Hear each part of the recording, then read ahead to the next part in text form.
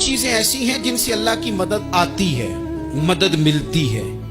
ایک چیز ان میں سے ایسی ہے جس سے بہت مدد نازل ہوتی ہے، وہ ہے کہ جب رب آپ کو دے نا تو پھر آپ بھی اس کے رستے میں دیں، پھر مدد آتی ہے، پھر اور آتا ہے۔ بخاری مسلم میں حدیث ہے، یہ زیادہ ہی توجہ طلب امر ہے، اس پر آپ غور کریں گے۔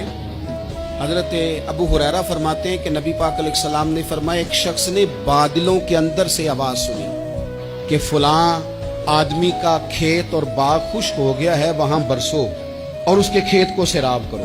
وہ بڑا حیران ہوا کہ بادل سے آواز آ رہی۔ پھر اس نے دیکھا کہ ایک پہاڑی پر بارش ہوئی، وہ بادل وہاں برسا، پھر نالیوں سے ہوتا ہوا پانی ایک طرف چلا۔ تو جس نے آواز سنی تھی، حضور بیان کر رہے ہیں، وہ بھی پیچھے پیچھے چلا کہ پانی کدھر جا رہا ہے۔ اس نے جا کے دیکھا کہ ایک مقام پہ ایک باغ کو وہ پانی لگ رہا ہے اور ایک آدمی وہ پانی لگا رہا ہے۔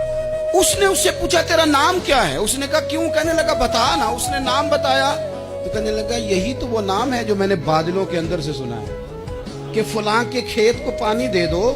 اس نے کہا یار تو کیا عمل کرتا ہے کہ اسپیشل تیرے لیے بارش برسے؟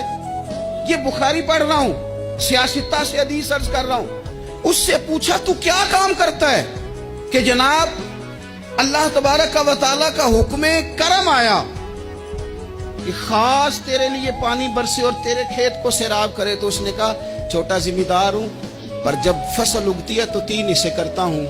ایک حصہ اپنے بال بچوں پہ، بہن بھائیوں پہ خرچ کرتا ہوں، ایک حصہ پورا، اور ایک حصہ دوبارہ کاشتکاری پہ لگاتا ہوں، اور تیسرا حصہ خالص میں نے مسکینوں، یتیموں اور غریبوں کے لیے رکھا ہوا ہے۔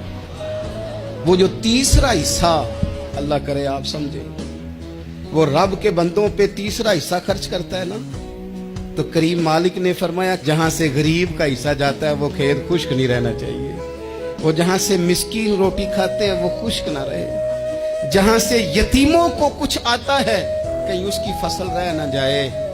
میں اور آپ بھی اگر اپنے مال میں مسکینوں، یتیموں، غریبوں کے حصے رکھ لیں گے تو فصلیں خشک نہیں رہیں گی، ان کے اندر تازگی آئے گی، نور آئے گا، کرم آئے گا، خاص کر خدا کی رحمت برسے گی۔